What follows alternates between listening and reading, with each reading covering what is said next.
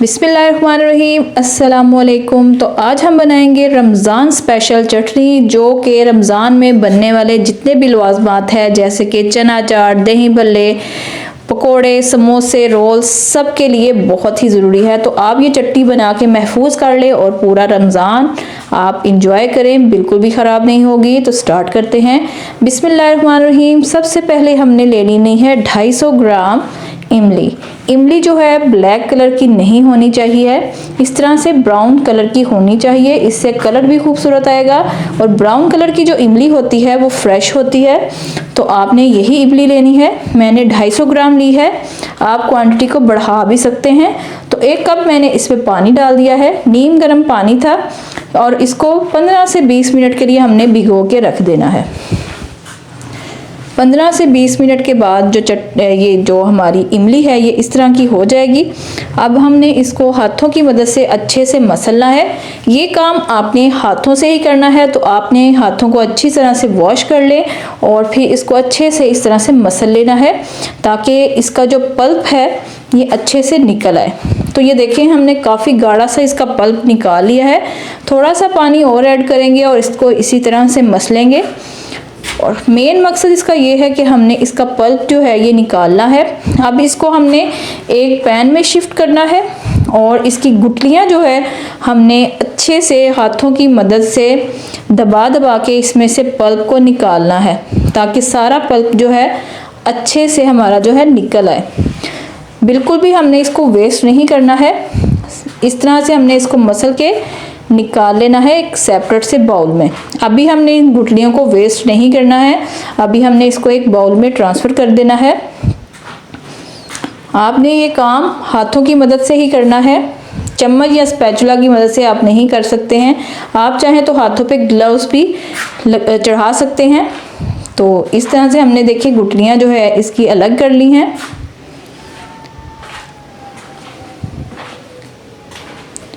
ये पल्प जो है हमने अलग कर देना है। अभी इन्हीं गुठलियों में हमने डाल देना है 1 गिलास पानी।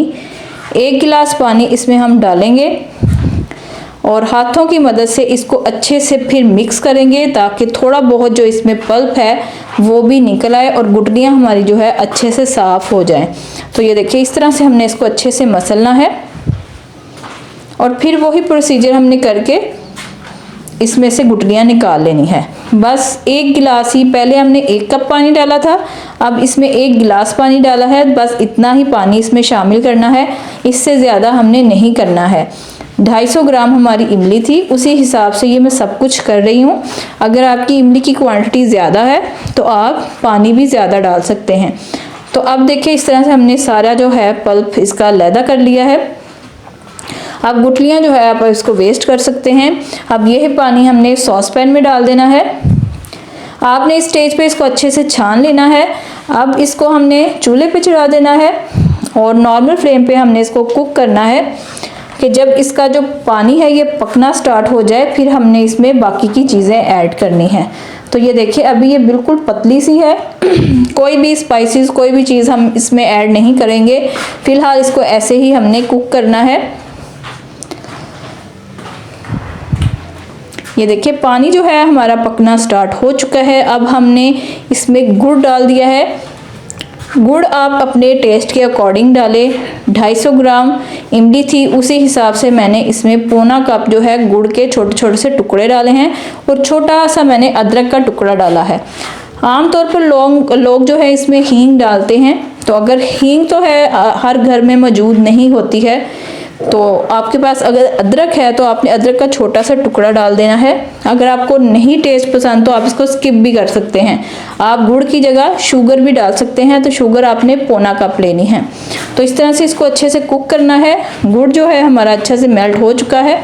अब इसमें हस्बे ज़रूरत इसमें नमक डाल दूँगी, तकरीबन आधी चाय का चम्मच था, और 1 चाय का चम्मच इसमें मैंने कुटी हुई लाल मिर्च डाल दी है। इससे फ्लेवर भी अच्छा आएगा और लुक भी बहुत ही अच्छी आएगी। और आधी चाय का चम्मच इसमें डाल दूँगी ज़ीरा पाउडर, दरदरा सा इसको मैंने कूट लिया था। अब इसको अच्छे से हमने कुक करना है। आप चाहें तो लाल मिर्च का पाउडर भी डाल सकते हैं। मैंने कुटी हुई लाल मिर्च डाली है क्योंकि इससे जो है इसकी लुक बहुत अच्छी आएगी, और मुझे ये वैसे भी बहुत ज़्यादा पसंद है। تو اس کو ڈال کے ہم نے اچھے سے اس کو پکا لینا ہے۔ اب ہم نے اس کو اتنا پکانا ہے یہ گاڑھی ہو جائے، تقریباً 5 سے 8 منٹ لگیں گے کہ اچھے سے گاڑھی ہو جائے گی۔ آپ جتنی اس کو گاڑھی رکھنا چاہتے ہیں اتنی ہی رکھیں۔ اب دیکھیں ادرک کا جو ٹکڑا ہے وہ میں نکال دوں گی، اگر آپ کو یہ نہیں پسند اس کا فلیور تو آپ اس کو سکپ بھی کر سکتے ہیں۔ اب دیکھیں چٹنی جو ہے ہماری اچھے سے گاڑھے ہونا شروع ہو چکی ہے۔ ریسپی آپ کو ذرا سی بھی اچھی لگی ہو تو آپ چینل کو سبسکرائب کر لیں، بیل آئیکن پہ کلک کر لیں تاکہ میری ہر نئی آنے والی ویڈیو آپ تک پہنچ سکے۔ تو زبردست سی ہماری املی کی چٹنی جو ریڈی ہے، آپ اس کو دہی بھلوں میں بھی سرو کر سکتے ہیں، آپ اس کو پکوڑے سموسے کے بھی ساتھ کھا سکتے ہیں۔ تو ریسپی ذرا سی بھی اچھی لگی ہو تو چینل کو سبسکرائب کریں۔ ملتے ہیں نیو ہیلدی اور ٹیسٹی ریسپی کے ساتھ، تب تک کے لیے اجازت دیجیے، اللہ حافظ۔